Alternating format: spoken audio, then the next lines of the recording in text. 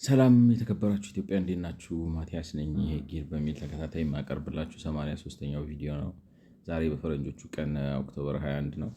እንግዲህ በ82ኛው ቪዲዮ ላይ እንግዲህ ደጋግሜ ማለት ትንሽ ጊልት ይሰማኛል። ማለት እዚሁ እናንተ ፊት ለፊት ቲንክ እያረኩ ስለሆነ አንዳንድ ጊዜ ነገሩ ይንዛዛል። ግን እንግዲህ ለጋራ ነው የምንንዛዛው፣ ለጋራ ጥቅም ነው። እንድትታገዙኝ ታላቅ አክብሮት ጠይቃቸዋለሁ። ለማለት እያልኩ የነበረው ነገር ምንድን ነው? እንትኑ ባንኮቹ አገልግሎቱን ስለማያቀርቡ አይደለም። አሁን እነሱ እንደሚሉት ማለት ባንኮቹ ለግል ተበዳሪ ቤት ለገዢው ራሱ እንደ የብድር አገልግሎት አይሰጡም። ለገንቢም ቤት ለሚሰራ ሰው ብድር እንደ ብድር አይሰጡም።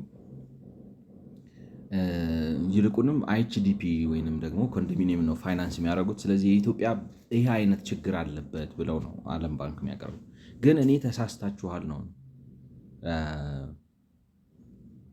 ተሳስታችኋል፣ እንደሱ አይደለም። ባንኮቹ ፕሮዳክት አላቸው፣ ያበድራሉ። ማለት ተበዳሪ ነው የጠፋው፣ ከግለሰብም ማለት ከገዢም ከአምራች ነው ከቤት አምራችም። አሁን ሰው እንደሚመስለው ትልልቅ ካምፓኒዎች አሉ ይባላል። ውሸት መሰለኝ። እኔ ውሸት መሰለኝ የምላችሁ ሀብታም እንደ አላሙዲን ሊኖር አይችልም። ገብቷችኋል? አላሙዲን እኮ አዝማሪ ቤት ሴት ምናምን እንትን ሲል ነው የሚኖረው። በእንደዚህ አይነት አእምሮ ሀብታም መሆን አትችልም። ኢትዝን ጎ ቱጌዘር። ይሄ የሆነ ነዳጅ ራሳቸው ይጠፈጥፉታል እንደዚህ ነው፣ አይሰሙትም ነው ብላቸው። ሀብታም እንትን ነው፣ የችሎታ የእውቀት ጉዳይ ነው በዚህ ዘመን ነው ብላል። የእውቀት ጉዳይ ነው፣ የችሎታ ጉዳይ ነው። ምን ይችላል አላሙዲን? አሁን እንደው ዝም ብላችሁ አይታችሁት ይሄ ሰውዬ አሁን እነዚህን ሁሉ ካምፓኒዎች ማስተዳደር አይመስለኝም። እኔ ሸራተን የአገር ብድር ነው ያለበት ማለት መንግስት ዝም ብሎ እሱ የሆነ አሻንጉሊት ሆኖ ነው የሚቀመጠው እንጂ እኔ ኢትዮጵያ ውስጥ እውነተኛ ሀብታም የሆነ ሰው አይመስለኝም። ኢንተርፕሬነር ሆኖ እንትኑም ላይፈቅድ ይችላል ማለት። አሁን አንድ ጥርጣሬ ያለኝ ምንድን ነው ነርቸር ያደርጋል ወይ? ለምሳሌ በጥቂት ልነሳ ብትሉና ገብታችኋል። አሁን ለምሳሌ እሰማለሁ፣ አይ ዶንት ኖ ምን ያህል ልክ እንደሆነ አላውቅም፣ ግን ጫማ ፋብሪካ መስራት ፈልጋለሁ በትንሽ በጎጆ ኢንዱስትሪ ደረጃ ነው የምላችሁ። ለምሳሌ በ300 በ400 ሺህ ብር በ500 ሺህ ብር የሆነ ማሽን ገዝቼ ምናምን ብዬ ራሴ ኦፕሬት እያደረግኩት ጫማ መስራት ፈልጋለሁ ምናምን ብለው አንዳንድ ሰዎች አሁን ለምሳሌ አሁን እንደዚህ አይነት ነገር ፕሮጀክት ፕሮፖዛል ምናምን ይዛችሁ ትመጡ፣ ፋይናንሻል ሲስተሙ ከዛ ከትንሹ አስጀምሮ ፋይናንስ እያረጋችሁ እያሳደገ ሄዶ ነው መልታይ ሚሊዮነር ምናምን ያደርጋችኋል ወይ የሚለው አላቅም ማለት ነው። እንዴት ልበላችሁ፣ ለአንዳንድ ነገር ነው በተለያየ ምክንያት ባይተዋር ትሆናላችሁ። እና እንደዚህ አይነት አሁን ጥሩ ይመስለኛል። ገብቷቸዋል። ሰዎች አሁን ጫማ ቢያመርቱ ጥርት ያለ የጫማ አመራረት ሙያ በደንብ ለምደው የግድ በትልቅ ካምፓኒ መሆን የለበትም። ራሳቸው ፕሮዲውስ እያደረጉ ስሙት። አሁን ዋጋውን ነው የምላችሁ፣ የጫማ ዋጋ፣ የቆዳ ፕሮሰሲንግ፣ ቆንጆ ሶል፣ ቆንጆ አሰፋፍ፣ ቆንጆ ዲዛይኖችን አምጥተው ምናምን አድርገው በጥቂት በኮቴጅ ኢንዱስትሪ ደረጃ ጫማ ፋብሪካ ለስራ ብለው ቢነሱ ምንድን ነው የሚያደርገው? አይዶን ነው ይሄ ካድሬው ምናምን መጥቶ ያንን ፕሮጀክት ወስዶ ለወጣቶች ስራ ፈጠራ ነው ፖለቲሳይዝ ሊያደርጉት መጥተው ከእጃችሁ ስራውን ይቀሙታል። አላቅም ይገብታችኋል ማለት በቃ ነው ፖለቲሳይዝ አድርገው ስራ ፈጠራ የጫማ ስራውን ግድል ያደርጉታል። ምናልባት ነው የምላችሁ እንደዛ ካልሆነ በስተቀር እኔ ኢትዮጵያ ውስጥ አላየውም። ከይቅርታ ጋር ማለት እንግዲህ ትልቅ ሀብታም የሚባል የነበረው አላሙዲን ነው። አላሙዲን ውሸታም ነው፣ ሀብታም አይደለም። ከየት መጥቶ ነው የሁሉ ስም? እሱ እንግዲህ እንዴት እንደሚመጣ የሚያውቅ ይንገር። ግን እንደዚህ አይነት ሰው ሀብታም ሊሆን አይችልም። እየዞረ ለእንትና ብር ሰጠ ለእንትና ብር ሰጠ እንጂ እንደዚህ አይነት ሀብታም የለም። ድግምታም ነው። እንደዚህ አይነት ሀብታም የለም። እና ሌሎቹንም ስትሰሟቸው ሀብታም ነን እንትን አለን በዚህ በኩል እንትን ምናምን ይላሉ። ግን አይ ሪሊ ዳው ገብቷቸው ሀብታም ይሄ ኢንተርፕሪኒውራል የሆነ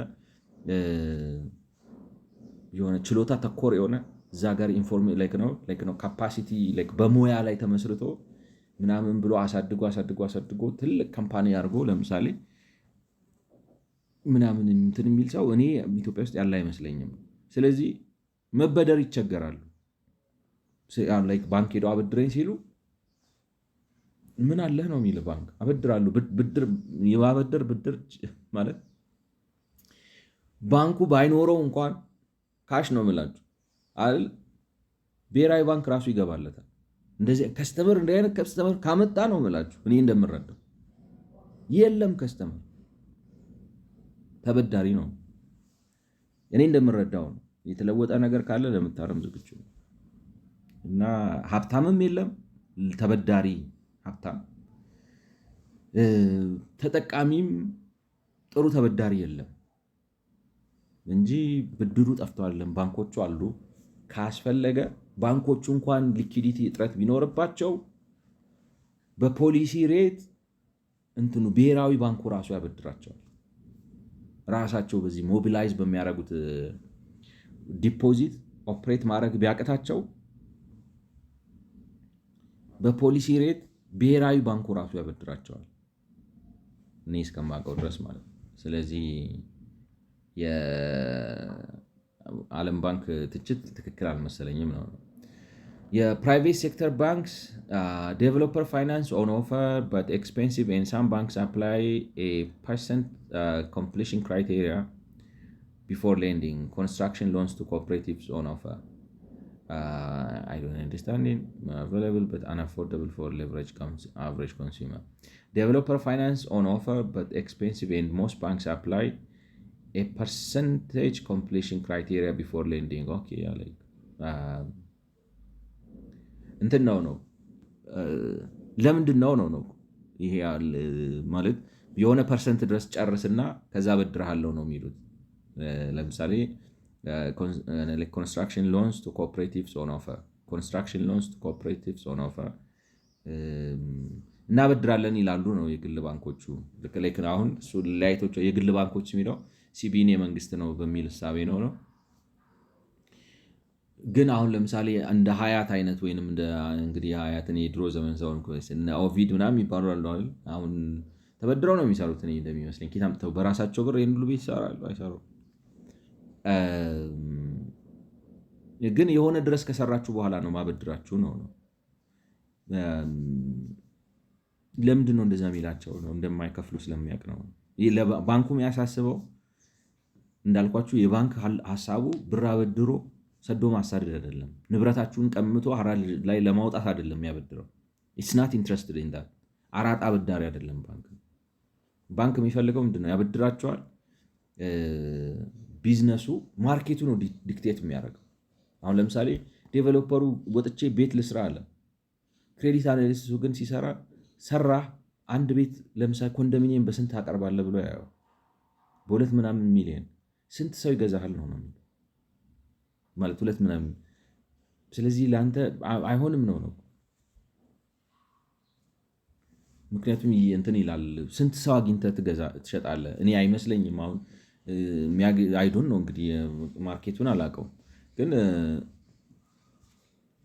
ብሰጥህ ትከፍላለህ ወይ ነው ጥያቄው በሌላ አማርኛ። ማለት እኔ ንብረትን ወስጄ አራሽ ላይ ጥቼ ምናምን እሱን አልፈልገውም። ሌላ አስተዳደር ነው ህግ ምናምን ጋር ሳይደርስ በገበያው ተማምኜ በካሽ ፍሎ ተማምኜ እሰራለሁ ወይ ነው። ሲያየው ግን ብዙ ጊዜ 30% ሪስክ ካልወሰድክ ራሱ ሪስክ ማለት ያንተን ኮንፊደንስም ይፈልጋል። ከራስ ገንዘብ አውጥተህ ይህን አልካፈሰስ አይ ቲንክ ተማምናሃል ማለት ነው የሚልም ኮንፊደንስ ሊሰጠው ይችላል። ለምን እንደ ኔጌቲቭ እንዳዩት አላውቅም። በዜሮ ለምን አትሰጠውም ነው ሀሳቡ። አይዶን ነው ምንም እንትን ሳያሳይ ልሰራ ነው ብሎ ሲል ድርጅታዊ አቅሙን ምናምን ምናምን አይተህ ስጠውና ፋይናንስ አድርገው። መቼ ነው መክፈል የሚጀምረው? አሳሳቢ ነው። እንዴት እንዳሰቡት አላውቅም። ግን ሞርጌጅ ፕሮዳክትስ አር አቬለብል በጣም አፎርደብል ፎር ሌቨሬጅ ኮንሱመር። ለገዢዎችም ብድር አለ፣ ግን አፎርደብል አይደለም ነው። ለምሳሌ በ14% አፎርደብል አይደለም። እኔ በ14% መሆኑ ላይክ ነው። በኢንትረስት ሬቱ 14% መሆኑ ብቻ አይደለም፣ ቢወርድ ራሱ ሰው እንዳልኳችሁ የሊዝ ክፍያ ከፍለው እንግዲህ ማሳያ ኮንስትራክሽን በሀገራችን በተለመደው ላይክ ነው። ለምን እንደዛ እንዳሉ አላውቅም። ላይክ ነው is it uncommon e.g. in OECD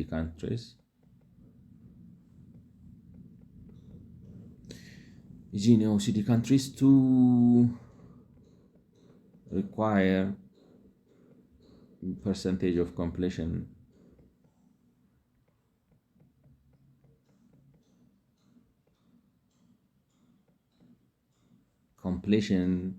for construction loans.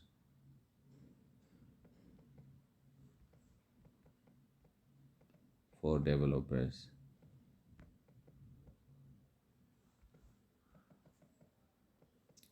Is it uncommon in OECD countries to require percentage of completion for construction loans for developers? እንግሊዝኛው እንግዲህ በግምት ቢሆንም excellent question. No, it's not uncommon at all in OECD. In fact, it's a standard practice for banks to require percentage of completion or drawn down based disbursement for construction loans to developers. Like in most OECD, like እነዚህ እንግዲህ UK, United States, Canada, አውሮፓ ህብረት፣ አውስትራሊያ developers do not receive the full loan upfront. በፍጹም አይሰጣቸውም። Instead, the loan is dispersed in tranches. like ነው በመሳቢያ ተደርጎ ነው ሎኑ የሚሰጠው ማለት ነው። የመጀመሪያውን መሳቢያ ስበህ ያንን ከዛ መሳቢያ ውስጥ የገባልህን ብር ወስደህ በትክክል ኢንቨስት አድርገህ ማለት ህንፃውን የሆነ ደረጃ ድረሰህ ስትታይ ከዛ ይሰጣል ነው። the bank okay, like developers do not receive እሱን ብቻ አይደለም ግን it's standard practice for based on disbursement. Okay, but like stage land purchase and permit. Oh, okay, like what I want was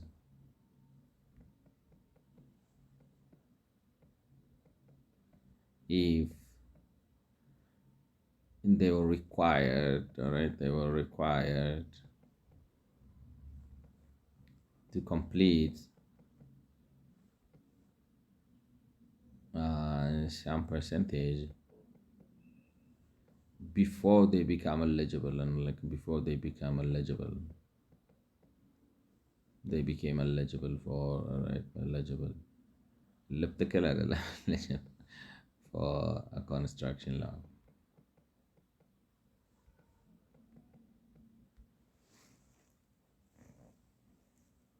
Excellent, Clark.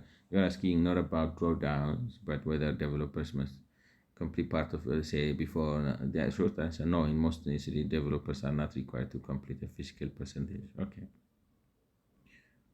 እንትኑን ፕሮግሬሲቭ አድርገው። ኦኬ ጥሩ እንትን ነው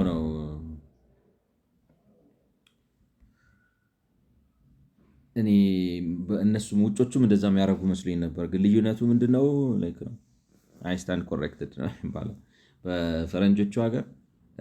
እንግዲህ በፈረንጆቹ ሳይሆን በኦኢሲዲ ሀገሮች ሙሉ እንደሆነ አንዴ አይለቁልህም ነው። ስለዚህ ምንድን ነው የሚያደርጉት?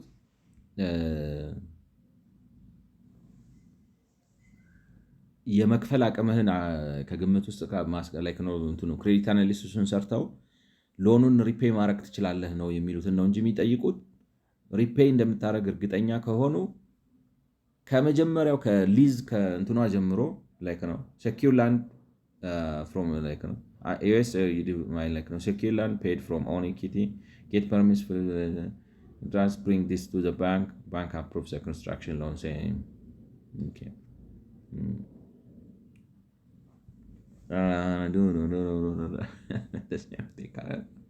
ምንድን ነው የሚባለው? ቅርታ እንግዲህ we are learning together. Like I don't apologize after that. Equity contribution. So in Ethiopia, however, banks sometimes require developers to show visible progress or self-funded staff before granting credit, especially in private projects. Developers often lack strong balance sheets or pre-sales data. እሱን ነው ነው አይተማመኑባቸውም እንትኑ ስለሌላቸው አይሰጧቸውም ነው but in any case no, like no, in any case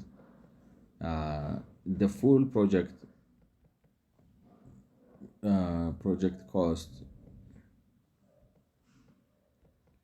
including land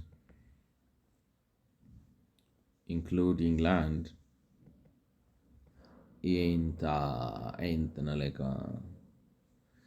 ain't funded by loan.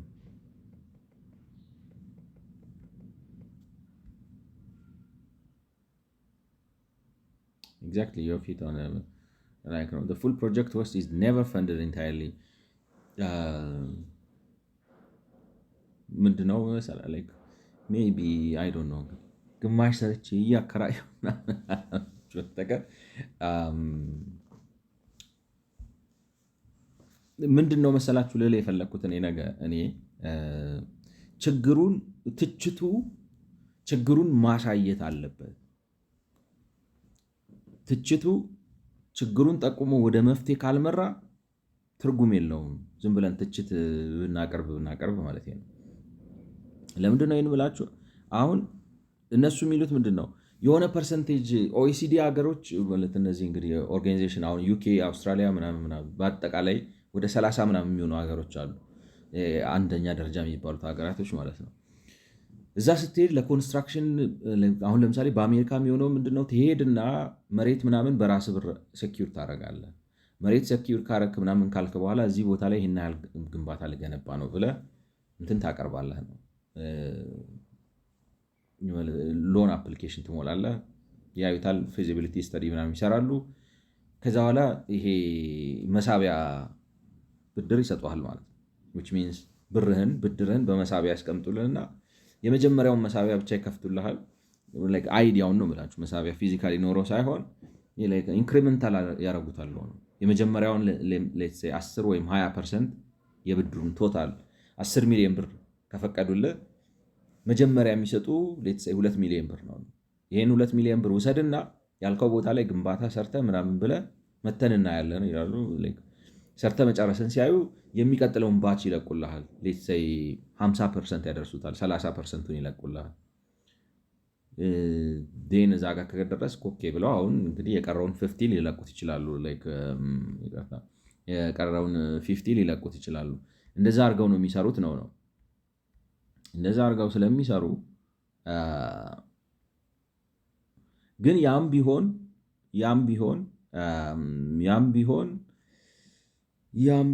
ያ ላይክ ነው ፋውንዴሽን ከ20 እስከ 30%፣ ሱፐርስትራክቸር ከ50 እስከ 60%፣ ፊኒሺንግ እየፈለገ ቢሆን ግን ሙሉን ማለት ፕሮጀክትን በሙሉ አሁን ለምሳሌ 10 ህንፃ ልሰራ ብትል 10ሩንም ህንፃ ከመሬት ጀምረህ እስከ መጨረሻው በባንክ ብር እንድትሰራ የሆነ ነገር ከአንተ መምጣት እንዳለበት። ስለዚህ ለምሳሌ የ100 ሚሊዮን ብር ህንፃ ልገነባ ብትል 20 ሚሊዮኑን አንተ ማቅረብ እንደምትችል ሳምሃው ማሳየት አለብህ ነው ሳምሃው። እና ኢትዮጵያ ውስጥ እንደዚህ መሆኑ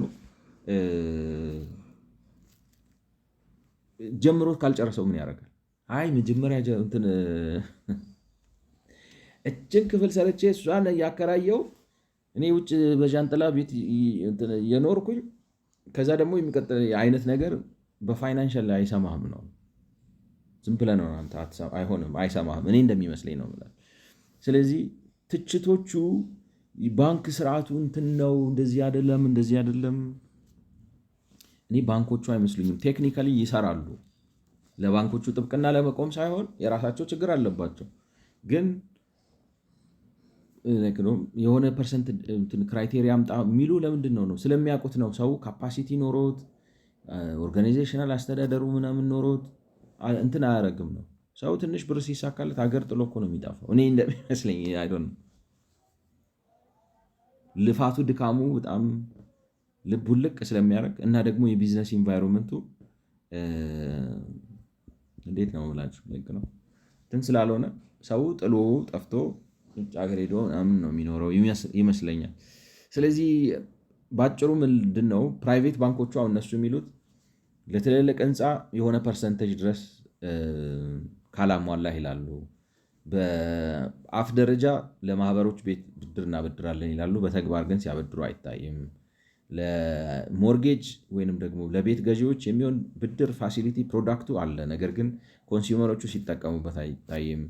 10 years for the regular customers and preferred available for employees like ነው 17% for 10 years for regular customers preferential terms average rates in terms 17% ለ10 ዓመት ማለት ውድ ነው። አሁን ለምሳሌ ሬቱን ነው የሚሉት ማለት ነው።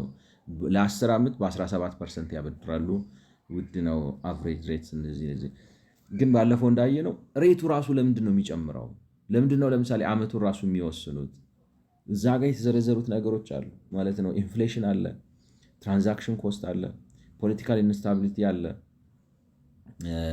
ፎሬን ከረንሲ ፕሮብለም አለ። እነዚህ የሀገር የስትራክቸራል ፕሮብለሞች ስላሉ በኢንትረስት ሬት ራሱ መተማመን አይችሉም። ስለዚህ በአጭር ጊዜ ረጅም ልክኑ መለስ ያለ አራጣ አበዳሪ ነው የሚሆኑበት፣ ዋስትና የላቸው። ስለዚህ ነገሩ እንደዛ ያለ ሄዳ እና እኔ ይሄ ችግሩን አያሳይም። ሃውሲንግ ፋይናንሱ ላይ ያለው ችግር ይሄ አይደለም። ይሄ እንትኑ ነው፣ ፍሬው ነው። የችግሩ ስር ያለው የት ነው? የመንግስት አስተሳሰብ ላይ ነው። እኛ እኮ ገና ከነፃ አውጪ አስተሳሰብ ነፃ አልወጣንም። ራሱ ከነፃ አውጪ አስተሳሰብ ገና ነፃ አልወጣንም። እስከ ዛሬ ክላሽ ይዤ መሮጥ ያምረኛል የሚል ጎረምሳ ያለበት ሀገር ማለት እንዴት አንተ በዚህ ዘመን ስለ ክላሽ ታስባለህ? ማለት ክላሽ ካነሳ ወይ እንትን ሀሺሽ ለመሸጥ ምናምን ይቅርታ ማለት በቃ የነፃነት ትግል ምናምን ገና ስንት ሰዎች ትተውታል። እሱን አልፎበታል። ማለት ፋሽን የነበረው በ1950ዎቹ 60 ምናምን ነው። አሁን እኮ 2000 ምናምን ነው። ዲጂታል ሰራዊት ነው እንጂ መፈጠር ያለበት ሽፍት በጫካ መሮጥ ምናምን እና አስተሳሰባችን፣ ፖለቲካ እንትናችን ስሟቸው ነው እኮ ሁሉንም ከላይ እስከታች ላይክ ነው። ህብረተሰቡ ገና አልገባውም ነገር ላይክ ነው። እንትን ላይፍ ኢዝ አባውት ህይወት፣ ንብረትና ነፃነት ነው። እነሱ ላይ አተኩረ ስራ ላይክ ነው። መሳሪያ ነካሽነት የትም አያደርስም የሚለው እና ላይክ ነው። እኔ ላሳየው የፈለኩት ልክ አይደሉም ነው አናላይዝ የሚያደርጉት ባንኮቹን ለመቀጥቀጥ ነው። ባንኮቹ ግን አይደለም ችግሩ፣ አሪፍ ነው ላይክ ነው ኦፕሬሽን የውጭ ባንክ ሄደ ይኸው ምንድን ነው ግን ፋይናንሻል ኢንጂነሪንግ አለ ሀሳብ የለም ነው። ምን ያርግ ባንኩ? ፖለቲከኛው ነው ማሰብ ያለበት። ፖለቲከኛው ግን ይችላል እንደዚህ አይነት ነገር ማሰብ? MFIs ማይክሮ ፋይናንስ ኢንስቲትዩሽንስ ስሞል ስኬል ቢልደርስ ካን አክሰስ ፋይናንሻል ፕሮዳክትስ። ዝቅተኛ ደረጃ ያሉ ገንቢዎች እነዚህ ማይክሮ ፋይናንሶችን መጠቀም ይችላሉ ይላል። ግን እንዴት አድርገው ነው የሚጠቀሙት? እኔ ማይክሮ ፋይናንሶቹ ማለት ስሞል ስኬል አሁን አንድ ያስተዋልኩት ነገር ምንድን ነው፣ እነዚህ ከላይ ሳየው በጉግል እርዝ ማለት ነው ሳር ቤት የማየት አላየሁም። ማለት እኔ መሰለኝ ሰው ሁሉ እንትና ቻት ጂቢቲ እንኳን ከሰራዊት ፍቅሬ ጋር ኤጋ የሚባል ቆርቆሮ ስለዚህ አንድ ያስተዋልኩት ነገር እቺ የቆርቆሮ እንትን በጣም ቢዝነስ ተሰርቶባታል ማለት ነው። ቢካዝ ጉግል ኤርዝ ማለት ነው። ዲያንግል ሳረግ ውስጥ ገብታችሁ ስታዩ ጣራው በቆርቆሮ ያልተሸፈነ ደግሞ በአብዛኛው ገና አዲስ ነው መሰለኝ የሆነ ብልጭ በል ይታያል። ነው ዝጉ አይደለም የምታዩ ሃቭ ዩ ኖቲስድ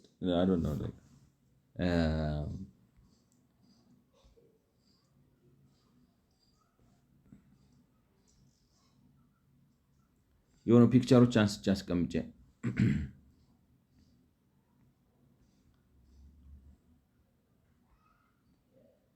አይታችኋል።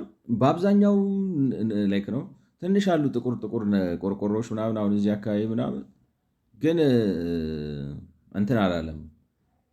አዲስ እንደሆነ ያስታውቃል።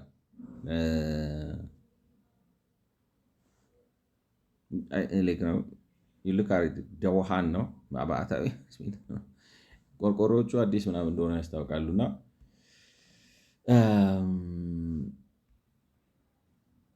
እንግዲህ ስሞል ስኬል ቢልደርስ የሚሏቸው ገበሬ ነው ቆርቆሮ ይገዛል ምናምን ምናምን ካልሆነ በስተቀር ይሄ ነው ላይክ ነው። ምን ለማለት ነው የፈለግኩት?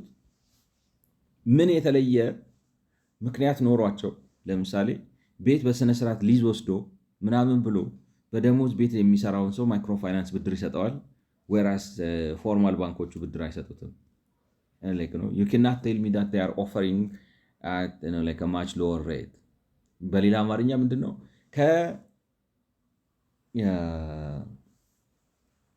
ነው ለምን ማለት ልል የፈለግኩት ምንድን ነው ከኖርማል ባንኮቹ በተለየ ሁኔታ ማይክሮ ፋይናንሶቹ ቤት ለምን ለቤት ለመግዣ ለምን ያበድራሉ? ለጥቃቅን ቤት ወይንም አያስተነለክ ነው ብሩ ያንስባቸውና ይገፋቸው ይሆናል። አይዶን ነው ይህ ዝም ብሎ እንደዚህ አሁን የምናየውን የገጠር ቤት ሳሩን አንስተው ቆርቆሮ ለመክደን ብድር እየወሰዱ ከሆነ አላውቅም። ኢን ፎርማል ኬዝ ከንትን ይልቅ ለምን እነዚህ እንደሚመረጡ I have no idea. Short-term housing loans on offer compatible with self for incremental build.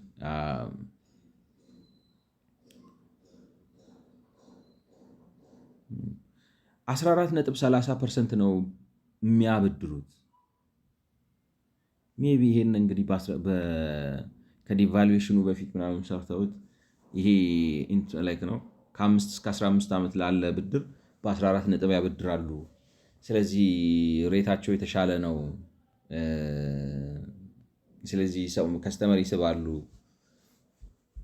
ሞተዋል ማለት ነው ባንኮቹ።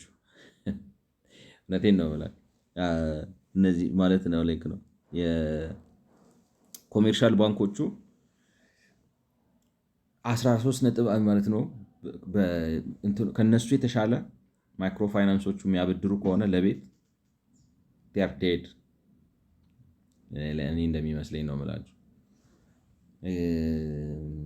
I don't know like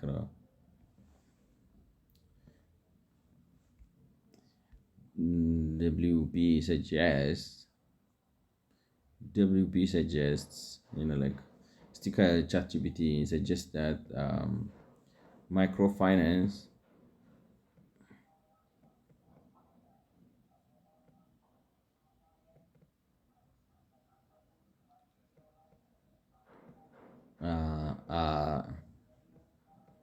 offering better rate than commercial banks for 5 to 15 year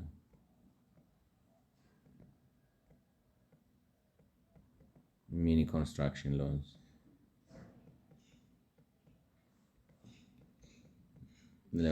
Can you guess why?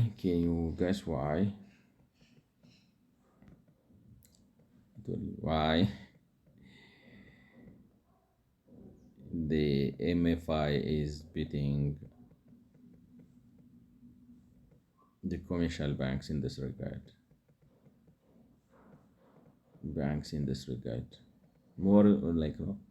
more risk ይወስዳሉ ምናምን ሬጉሌሽን የለባቸውም maybe I don't know. Yes, this is actually a fairly common phenomenon in developing markets, and there are several structural reasons why microfinance institutions can sometimes offer lower interest rates or better terms for mini construction loans than commercial banks in countries like Ethiopia. Let me similar targeted loans, low risk per product, are designated for large diversified portfolios, and construction loans typically involve high amounts, millions of in long-term payments, which carries more risk and higher administrative cost per loan. Focus on small, standardized, to individuals. For cooperative, the size is manageable, often 50K. Okay,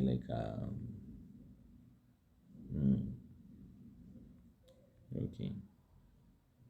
Because on lending local and knowledge, often operate in localized geographic area, sometimes down to a neighborhood, and they know borrowers personally, can monitor construction progress closely. ላይክ ነው እነዚህ ኢንፎርማል የሆኑ ማለት ማደሻ የሆነ ክፍል ማስፊያ ምናምን ምናምን ጥቂት ሎኖችን ይሰጣሉ ነው እንደዛ በማድረግ ሰውን ያግዛሉ ነው። ኦኬ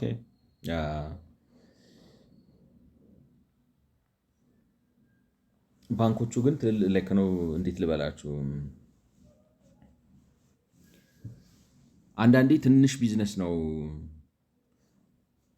አፍቶ አንደርስታንድ ቱ ቢ ኦነስት እዚህ ላይ አዲስ ነገር ነው የሆነብኝ። ማይክሮ ፋይናንሶቹ የተሻለ ስራ እየሰሩ ነው ጥቂት ለሆኑ ማለት ማሻሻያ ከ50 ሺህ እስከ 500 ሺህ ብር ጥቂት የሆኑ ግንባታዎች እና በጣም ቅርበት አላቸው።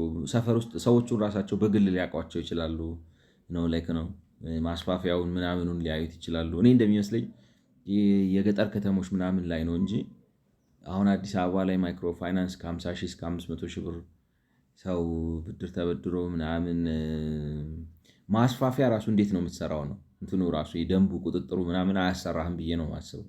ማስፋፊያ ለመስራት ፕላን ያስፈልግሃል አይደለም ምናምን አውተንቲኬትድ መሆን አለበት እንደዚህ አይነት ነገሮች እና ማይክሮ ፋይናንሶቹ ለእንደዚህ ነገር የሆነ ኢንፎርማል የሆነ ሴክተር ውስጥ ገብተው ተሞዳምደው ምናምን ሊያበድሩ ይችላሉ አዲስ አበባ ውስጥ አላውቅም።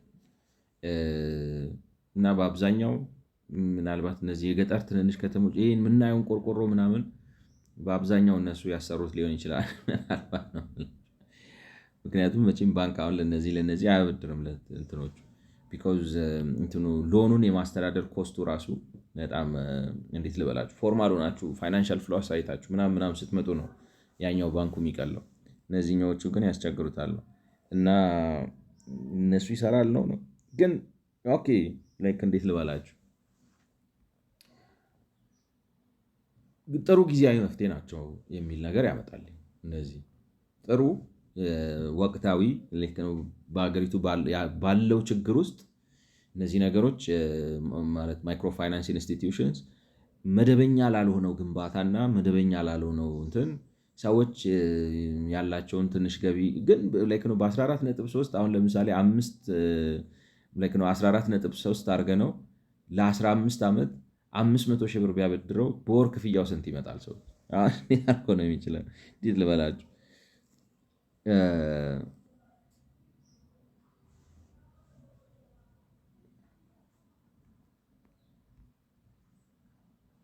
መቶ ሺህ እናድርገው 100 ሺህ ብር አበደሩት ለ10 ዓመት ይሁን 14.5 በዛን ጊዜ እንኳን በነበረው አሁን እንግዲህ ቀይረውት ይሆናል ማለት ነው።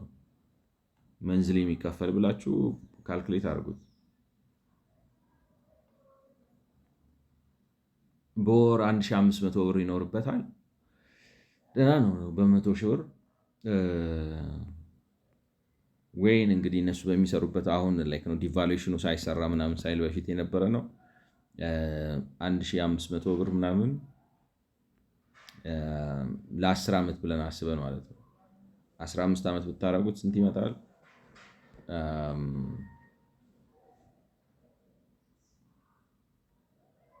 እሱም አይደለም። ስለዚህ 1365 ብር ለ15 ዓመት 100 ሺህ ብር ተበድሮ በወር ሺህ ምናምን ብር ይመጣበታል። 100 ሺህ ብሩን ወስዶ ላይክ ነው ደግሞ ኮስቱን ስታዩት በ100 ሺህ ብር እኮ በትክክል ከተሰራበት ኦልሞስት ነው ኮንስትራክሽን ኮስት ብቻ ኮንሲደር ካደረጋችሁ ፕሮባብሊ ስቱዲዮ ነገር ለመገንባት ያስችላል ማለት ነው። እና እንደዚህ አይነት ጥቃቅን ግንባታዎችን ያደርጋሉ። ስለዚህ ይሄን እንውሰደው ነው ማይክሮ ፋይናንሲንጎቹ እንግዲህ እንትኑ በሌለበት አሁን ለምሳሌ ደንብ ተቆጣጣሪ እንትን ምናምን በሌለበት ምናልባት ሰውን ያግዙታል 1500 ብር በወር እየከፈለ ምናምን እያለ የሆነ ከስራ ላይክ ነው ስራ ይኖረዋል ወይ ሰርቶ ያከራየዋል ወዘተ ወዘተ ሊያግዘው ይችላል። እና ቁጥጥር በሌለበት ወይ ድምፅ አጥፍቶ ምናምን ወይ ለደንቦቹ 10 ሺህ ብሩን ሰጥቶ 90 ሺህ ብሩ ቤቱን ገምቶ ብላችሁ ኢንፎርማል የሆነ ሴክተር ውስጥ ገብተው እንደዚህ ተያይዘው ምናምን ሊሰሩት ይችላሉ። ሊያዋጣቸው ይችላል ብዬ አስባለሁ። ኢንፎርማል የሆነ ሴክተር ውስጥ ገብተው ማለት ነው። እና ሰውየው እንትኑን ላያሳይ ይችላል። ላይክ ነው ይሄን ያህል ብር አለኝ፣ ካሽ ስቴትመንት ይሄ ነው፣ ገቢ ይሄ ነው፣ ሊዜ ይሄ ነው። እነዚህን ያላለም ከንበርሰም የሆኑትን ሪኳየርመንቶች ያስቀሩለትና በትውውቅ ብቻ በመተዋወቅ በመግባባት በማህበረሰብ ምናምን ደረጃ እንደዚህ አድርገው ሊደጓጉሙት ይችላሉ። ከምናስበው ላይክ ነው በጊዜያዊ መፍትሄነት ጥሩ ነው። ስለዚህ ፋይናንሲንግ ኢንስቲትዩሽኑ ይህን ይመስላል። እሱን እንውሰድለት ብዬ አስባለሁ። the majority of housing is financed through informal channels።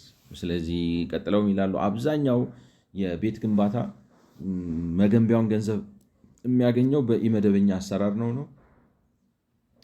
The World Bank Household Survey data indicates that most funding is provided by a combination of relative friends and saving groups.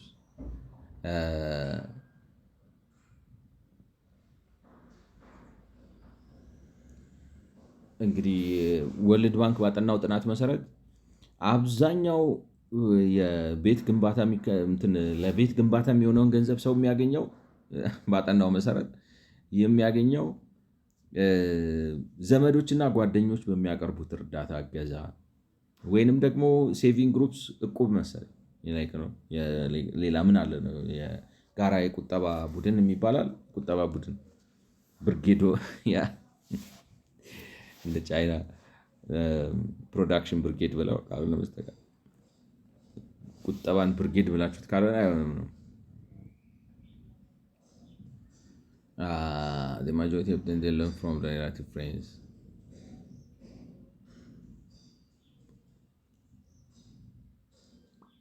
እና ኢንፎርማል በሆነ መንገድ ነው የሚያገኙት ነው።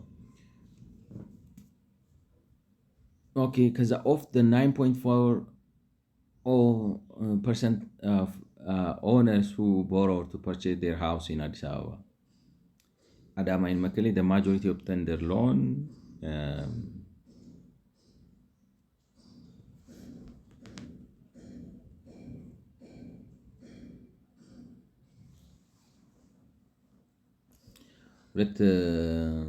ማለት 9.4% owners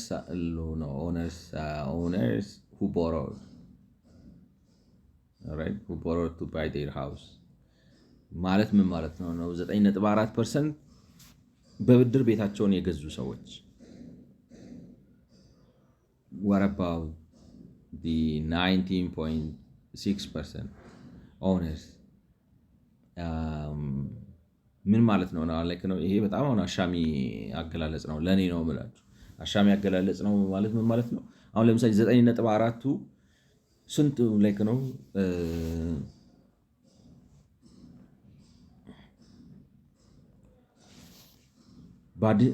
የቤት ባለቤት ከሆኑ ሰዎች ውስጥ 9.4ቱ ተበድረው ነው የገዙት ማለት ነው ወይንስ ተበድረው ቤት ከገዙት ውስጥ 9.4ቱን ወስደን ስናያቸው በምን ክራይቴሪያ ወሰድካቸው? ያንን በማይለይ መልኩ ነው ያስቀመጡት ማለት ነው። ለኔ ነው የምላችሁ እነዚህ 9.4ቱ ማለት ካሉት ከጠቅላላ ቤት ኦነሮች ውስጥ 9.4ቱ ቤት ተበድረው ገዝተው ነው። 9.4ቱ ናቸው ቤት ተበድረው የገዙት። ስለዚህ 90.6ቱ በራሳቸው ገንዘብ ነው የገዙት ከተባለ ረሳየው ሀብታም ነው። አይ ጠቅላላ ቤት ከገዙት በብድር ከገዙት ውስጥ 9.4ቱን ወስደን ሳምፕል ነው እንትን ነው ቁጥር አቀማመጡ እኔ እንደዛ ማለት ነው። which one is it? I couldn't tell to be honest ግን የሚሉት ምንድነው 9.4 ከሆነው ተበዳሪ ውስጥ 53.7ቱ ወይንም ከግማሽ በላይ የሚሆነው ሰው ከዘመድ ወይ ከጓደኛ ተበድሮ ነው የገዛው። There is a fairly even divide between households that obtain loans through mortgage 23.3%, which includes HDP mortgage, and households that obtain loans from others categories 23%, which includes microfinance and saving groups. From others like እንትኑ ስታቲስቲክሱ ጥሩ አይደለም ነው እዚህ ጋር ያስቀመጡት የ53 ምናምን የሚለው ዝም ብለው ነው የሚዘባረቁት የሚል እምነት ነው ያለኝ። there is a fairly even divide እሱ አሁን ይሄ ጥሩ አገላለጽ ነው። ተበድረው ከገዙት ሰዎች ውስጥ 23 which includes there is a fairly even divide between households that obtain through loan እሱ አሁን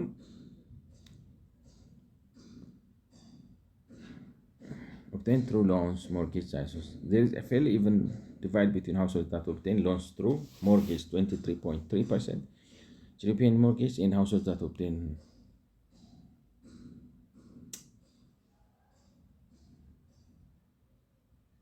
ሌላ በምን ሊያገኙት ነው ማለት እንግዲህ እናንተ ፍረዱ። እኔ ስታቲስቲክሱ ልክ አልመሰለኝም። ምክንያቱም የሚሉት ምንድነው ነው በብድር ከተገኙት ቤቶች መካከል በኩል ነው የሚካፈሉት። ሞርጌጅ ያገኙት 23% ናቸው። ሞርጌጅ ማለት ከትክክለኛ ላይ ነው ከምንድነው ከባንክ ያገኙ ማለት ነው። 23% ደግሞ ሌሎቹ ኮንዶሚኒየምን ጨምሮ ከጓደኛ ከምናምን ማለት የኮንዶሚኒየም ብድርን ጨምሮ ከጓደኛ ከቤተሰብ ወይንም ደግሞ ከእቁብ ባገኙት ብድር ቤት በብድር የገዙ ሰዎች 23% ናቸው። ለክራው why are they 46% only like ነው ሌሎቹ በየትኛው ብድር አገኙት? በሌላ አማርኛ 54% የሆኑት በምን አገኙት? ሌላው ገብቷቸዋል አሳይ። እነዚህ ከባንክ በትክክል አገኙ። እነዚህ ከቁብ like ነው እቁብ ቤተሰብ ጓደኛ ኮንዶሚኒየም በእነዚህ አገኙ። እነዚህ ደግሞ እቁብም ጓደኛም ቤተሰብም ኮንዶሚኒየም ሳይጠቀሙ ቀጥታ ሄደው ከባንክ ሄደው ተበድረው ገዙ። ሌሎቹ በብድር የተገኙት በምን ተገኙ? እና 23% ምናምን ቬሪ እኔ እንጃ ወይ ወለድ ባንክ በዚህ ሂሳብ አሰራር እንደሚሆን አላውቅም። Irregular incomes are likely one of the major reasons for households seeking not informal like ነው አሁን እዚህ ጋር ጥሯል። ስለዚህ የሀገራችን የቤት ችግር የቤት ገበያው ችግር ፋይናንሲንጉ ምናምን ችግሩ ምንድነው ነው? ድህነት ነው። የድህነት ችግሩ ምንድነው ነው? ህገ መንግስቱ ነው። የህገ መንግስት ችግሩ ምንድነው? የመሪዎቻችን ጭንቅላት ነው። ዛጋ ነው የሚወስዳቸው እንጂ አሁን እዚህ ጋር የሚመጣው እንትን ምንም ትርጉም የለውም። ግን ትርጉም የለውም ብቻ ሳይሆን እነሱ ያቀረቡበት አቀራረብ አፈር የበላ ስታቲስቲክስ ነው የምላችሁ በኔ እንኳን ማለት በኔ ግምት እንኳን። source of finance for those who borrowed by city like ነው ለምሳሌ mortgage from bank መቀሌ አዘራው ምን አይነት ነው በመቀሌ ከ83% በላይ የሆነው ተበዳሪ በሌላ ነው ገንዘብ ያገኘው ነው ብድር ያገኘው። Other sources of finance included loans from people, microcredit institutions, and saving groups. Okay. ማለት relative like and saving groups included loans from people. አራጣ ነው ብለን ማለት ከጓደኛና ከቤተሰብ ነው ከሰዎች ተበድረው ነው። አሁን ለምሳሌ ይሄ 83% የሚሆነው የመቀሌ ህዝብ ማለት ነው ተበድሮ ቤት የገዛ የሰራ ወዘተ ሰው ተበድሮ ነው የሰራው። 80 ከሰው ነው ከሌላ ምንጭ ከሆነ ቦታ ገንዘብ ተበድሮ ነው ይሏቸዋል። አረንጓዴያችን የምትታያችሁ እንደ ሲልቨር ላይን እንደዚህ ያለችው ጠባቧ እሷ ከጓደኛና ከቤተሰብ ተበድሮ ነው። ከጓደኛና ከቤተሰብ ውጭ ከሌላ ሰው ምንድን ነው ገብቷቸዋል ሀሳብ ዋት አር አዘር ግሩፕስ አዘር ዳን ፍሬንድስ ኤንድ ግሩፕ ላይክ ነው ሪሌቲቭስ ሜይ ቢ አራጣ አበዳሪ ተበድሮ ቤት የሚሰራ ሰው አለ ያላበደ ሰው ካልሆነ በስተቀር እና ግን ከማይክሮ ፋይናንስ ስታቲስቲክሱ በጣም ችግር ያለበት ነው። ኤኒዌይ አዳማ ከሰው ይበድራሉ። በጣም ዘመድ በዘመድ ናቸው በሉኝ።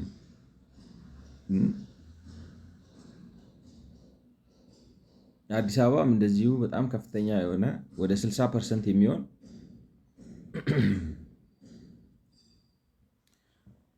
ከጓደኛና ከዘመድ አዲስ አበባም ሰው ቤት የሚሰራው ከጓደኛና ከዘመድ እየተበደረ ነው። አዳማ ደግሞ ይብሳል ነው ሞርጌጅ ምናምን ቤት ለመግዛት ከዘመድና ከጓደኛ ተበድሮ ቤት የሚገዛ ሰው አለ። ሰው ምን አይነት ቤት ነው? ደንሰው ይግቡ ቤት እንዳይሆን ማለት በሩ አላስገባ ብላችሁ መገቡበት ቤት ማለት ነው። እና አይዶን ነው ምን ለማለት እንደፈለጉ ነው። ወይስ እንግዲህ ከሰው ተበድሬ ነው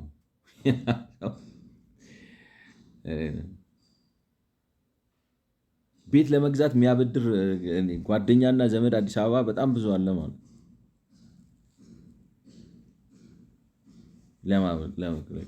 አበድሯችሁ ቤት ግዙ ብሎ የሚያበድር እንዴት አይነት ነግዳት እንደሆነ አላውቅም።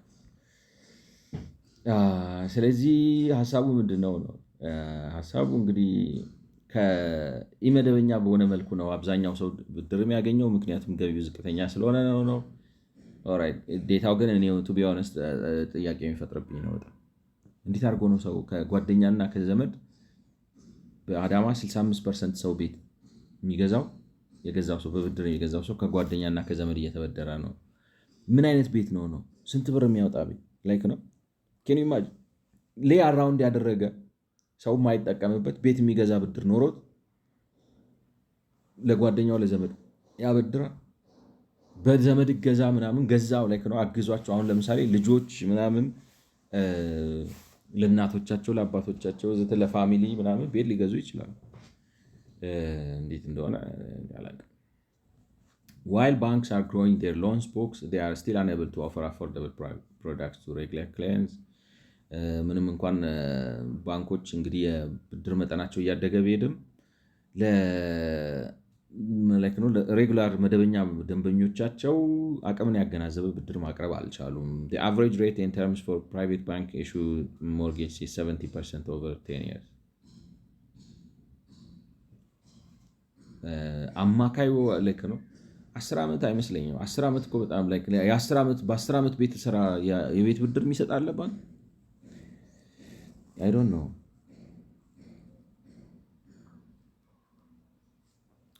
Banks cannot compete with IHDP, which offers fixed rate loans at 99.5% for up to 20 years.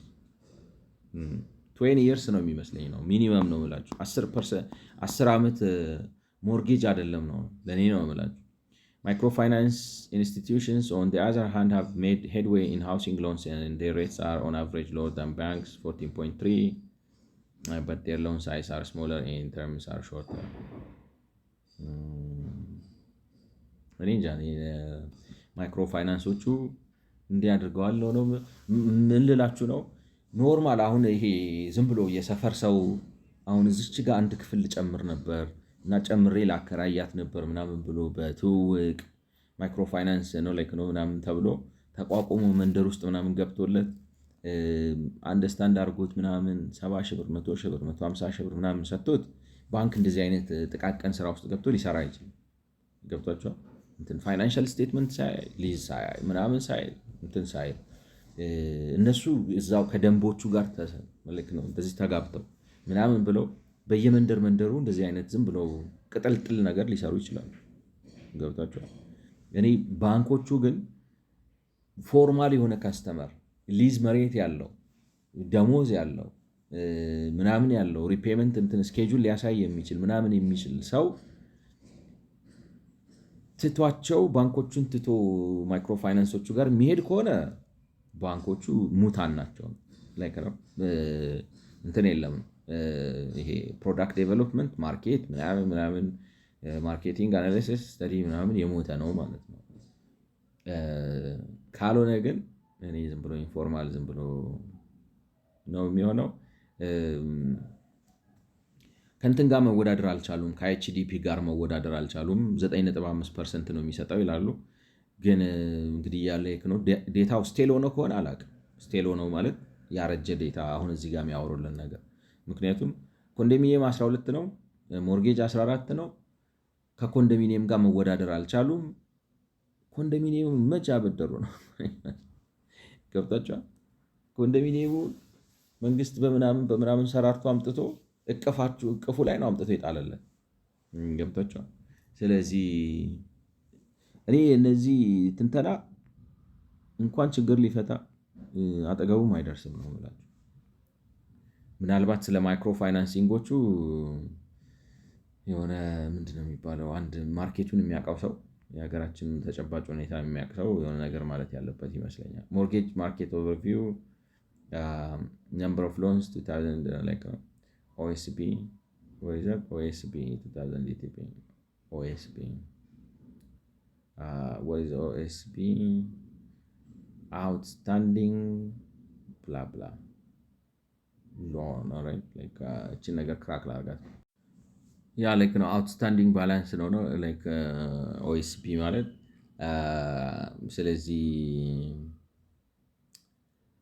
በ2017 ጥሩ መረጃ ነው የሰጡን።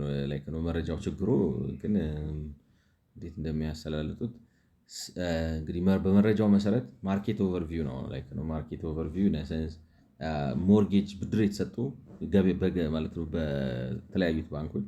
ስለዚህ 6ቱ ትልልቅ ባንኮች ጠቅላላ 2017 ድረስ የሰጧቸው ብድሮች ጠቅላላ 5730 ናቸው እና ያበደሩት ላይክ ነው። ስለዚህ ኮሌክተብል የሆነ ሎን ስንት አላቸው ነው 6 ቢሊዮን 330,596 330 ሚሊዮን 596,176 አውትስታንዲንግ ባላንስ አላቸው ነው። ማርኬት ሼራቸው 25% ነው። 6ቱ ትልቅ እንግዲህ አዋሽ፣ ዳሽን፣ አቢሲኒያ ምናምን ላይክ ነው ምናልባት ህብረት፣ ንብ ባንክ ምናምን ነው 6ቱ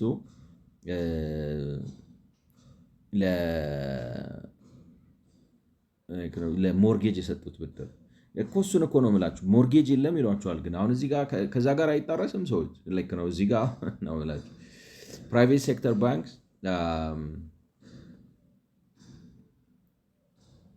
ኦኬ አይ ቲንክ የሚጣረሰው ምንድን ነው ኮሜርሻል ባንኮቹን ሲቢኢ አይሰራም ነው ያሉት ነው። ሲቢኢን እንግዲህ ከፕራይቬቶቹ አስወጥተውት ነው። ኦኬ 6 ቢሊዮን ነው አውትስታንዲንግ ባላንሳቸው። 5 ላርጀስት ማይክሮ ፋይናንሲንግ ኢንስቲትዩሽንስ 66,858 ጥቃቅንና አነስተኛ ብድር ሰጥተዋል ነው 1 ቢሊዮን 581,820 እንደው በአቨሬጅ ስንት ሰጡ ብለን ብንሰራው ስንት ነው የሚመጣው? 1 ሚሊዮን 581,820 710 ሲካፈል 66,858 ታይሙ ይበቃኛል ብለን ኦፕን እናድርግ።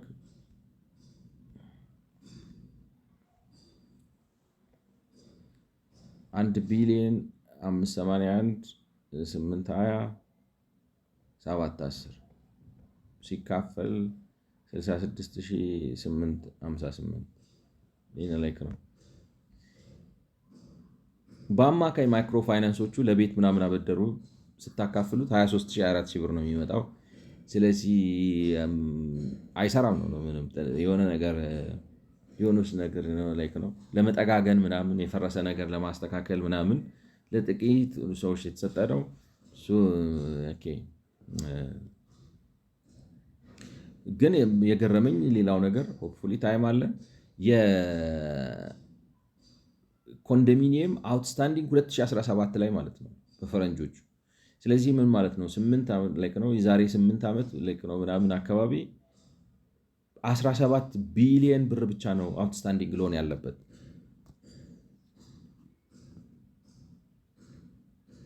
በጣም ትንሽ ነው ማለት ነው። አሁን እንግዲህ ስንት 170 ምናምን ብዬ ነው ቅድም ያሰብኩት፣ ግን 17 ቢሊየን ምናምን ብቻ ነው አውትስታንዲንግ ያለው። ከዛ በኋላ ያስረከባቸውን ቤቶች እንደው በጥፍ እንኳን አስረከበ፣ እስካሁን ካስረከበው እጥፍ አስረከበ ብንል ተደማምሮ የሚመጣበት ስንት ነው? 35 ቢሊየን 40 ቢሊየን ብር ነው የሚመጣበት። እንደው ከዛ በኋላ ከ2017 በኋላ ያስረከባቸውን ብንል ይሄን ይመስላል ነው ማርኬቱ። ግን the most important thing ሰዎች እኔ እንዳልኩት እንግዲህ ቅድም አርጊው ለማድረግ እንዴት አድርገው እንዳጣረሱት ነው አሁን ያልገባኝ።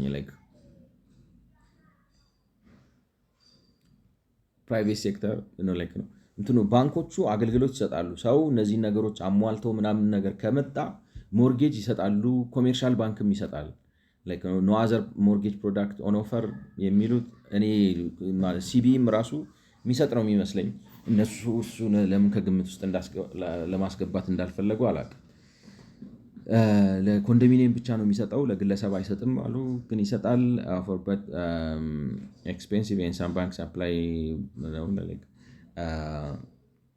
ግን እንደሚታየው ምንም እንኳን ፕራይቬቶቹን ቢሉም የግል ባንኮቹ 6 ቢሊዮን ድረስ አበድረዋል ነው ለገዢ፣ ለዴቨሎፐር ሳይሆን ለገዢ 6 ቢሊዮን ብር ድረስ አበድረዋል። ለ5730 ከስተመሮች ማለት ነው። ነው በሺ ብታወጡት ራሱ ወደ 1 ሚሊዮን ብር ገደማ ነው 1.3 1.5 ድረስ ለቤት መስሪያ ለግለሰቦች አበድረዋል። 1.3 1.5 ድረስ ግን ሳቹሬት አድርጎባቸዋል ብዬ ነው የማስበው። ከዛ በኋላ ከዚህ በላይ ነው ከ5700 ምናምን 30 በላይ ተበዳሪ ማግኘት አልቻሉም ነው ማለት። የመቶ ምናምን ሚሊዮን ህዝብ ሆኖ ከ5000 ምናምን በላይ ተበዳሪ ማግኘት አልቻሉም። ኮንዶሚኒየሞቹም ስንት ናቸው? 330 ሺህ ምናምን ናቸው። 330 ሺህ። ስለዚህ መረጃው ጥሩ ነው ትክክል ከሆነ ግን ይሄ የሚያሳየው እንደኔ እምነት የሎኑን አናፎርደብሊቲ ባንኮቹ ሰርቪስ አለመስጠታቸውን፣ ከነሱ ይልቅ ማይክሮፋይናንስ የተሻለ ስራ እየሰራ መሆኑን ምናምን እኔ ይሄ መፍትሄ አምጪ ግምገማና እይታ አይመስለኝም። ምክንያቱም ዋና የትልቁ ችግር አሁን ዴቨሎፐሩም አቅም የለውም። ቤት ገዢ ለመግዛት የሚፈልገውን ሰው ይታያችሁ እንግዲህ 1.5 ምናምን ሚሊዮን ብር መበደር የሚችለው 5700 ሰው ብቻ ነው ተበድሮ ቤት መስራት የሚችለው። ከእንግዲህ that means እንትኑን በመላ ኢትዮጵያ ነው። ስለዚህ ሰው ከፍተኛ የአቅም ችግር አለበት።